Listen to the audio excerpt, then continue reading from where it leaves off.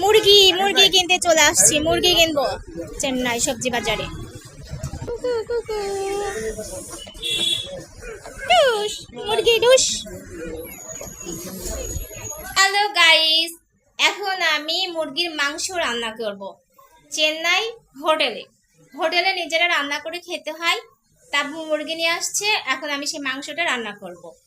এখানে পোলট্রি মুরগি 300 টাকা কেজি, ঠিক আছে।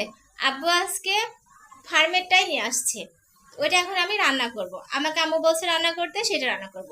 তো রান্না করাটা একটু সিম্পল একটু দেখাই। এখানে আমি মশলাগুলো সমস্ত রেডি করে নিয়েছি। মাংসটাকে আমি একসাথে মাখায় রান্না করব, ঠিক আছে। আজকে আমি মাখায় রান্না করব, দেখি কেমন হয়।